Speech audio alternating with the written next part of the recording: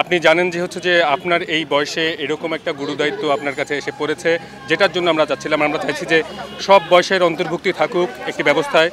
সেই জায়গাটায় এসে আপনি বলবেন যে এই যে শপথ নেওয়ার পরে এই যে দায়িত্ব পেলেন আনুষ্ঠানিকভাবে, আপনি কিভাবে সেই দায়িত্ব পালন করতে পারবেন বলে আপনার মনে হয়? সেখানে প্রশাসনের আমাদের অবস্থা জানেন, এবং এখানে বয়স কোনো বাধা হয়ে উঠতে পারবে কিনা, রাজনৈতিক বাধা আসবে কিনা? এক ধরনের স্বেচ্ছাচারিতা ছিল, বিভিন্ন ধরনের গুজব ছড়ানো হয়তো সরকারি পক্ষ থেকে অনেক বিষয়গুলো ছিল, এগুলো আপনি কীভাবে অ্যাড্রেস করেন? দেখুন, আমাদের যেই অগণতান্ত্রিক এবং স্বৈরাচারী একটি রাজনৈতিক ব্যবস্থা ছিল এতগুলো বছর ধরে, এখানে আমাদের বড় বড় রাজনৈতিক দলগুলোও কিন্তু সেই স্বৈরাচারী ব্যবস্থার মোকাবেলা করতে ব্যর্থ হয়েছে। সেই জায়গায় ছাত্রদের নেতৃত্বেই কিন্তু এই অভ্যুত্থানটি সংগঠিত হয়েছে। ছাত্রদের উপর আস্থা রেখে জনগণ রাস্তায় নেমে এসেছে। ছাত্ররা যখন সরকারে এসেছে এবং রাষ্ট্রের সংস্কারের জন্য কথা বলছে, আমরা মনে করি জনগণও সেই জায়গা থেকে এই তরুণ ছাত্রদের উপরে আস্থা রাখবেন। এবং এখানে আমরা অভিজ্ঞ এবং দক্ষ ব্যক্তিদেরকে মনোনীত করেছি আমাদের এই উপদেষ্টা প্যানেলে। একই সাথে আমরা মনে করেছি পুরো বিষয়টিকে পর্যবেক্ষণ এবং তদারকির জন্য ছাত্রদের ভয়েস থাকার জন্য ছাত্রদের জায়গা থেকেও উপদেষ্টা প্রয়োজন।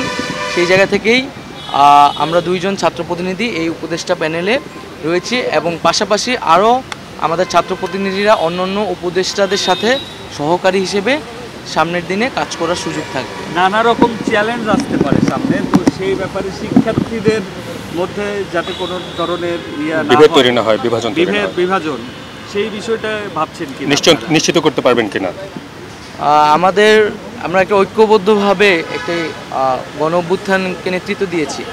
এখন আমাদের সময় হচ্ছে বাংলাদেশকে আবার নতুন করে গঠন করা, গড়ে তোলা। সেই জায়গায় আমাদের ঐক্যবদ্ধ থাকতে হবে, এবং আমরা মনে করি যে ছাত্ররা এবং নাগরিকরা ঐক্যবদ্ধ থাকবে।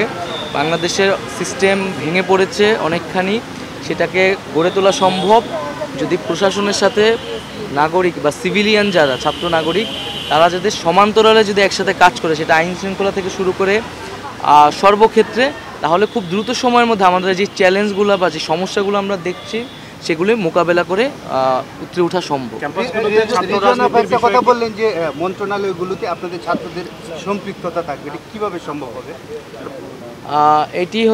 এটার প্রক্রিয়া নিয়ে আমাদের মধ্যে আলোচনা হচ্ছে, কিন্তু আমাদের প্রাথমিকভাবে একটা সিদ্ধান্ত আগেও ছিল যে সহকারী উপদেষ্টা বা এইরকমভাবে কোনো একটা পদায়ন করে যে ছাত্রদের ওই মন্ত্রণালয়ে একটা হচ্ছে তদারকির সুযোগ থাকা, বক্তব্যে রাখার সুযোগ থাকা, সেই ব্যবস্থাটি থাকবে আর কি। ঠিক আছে, আপনার ফোন নম্বর কি আগেটা থাকছে? কালকে আপনারা যাবেন মাইক্রোফোনগুলো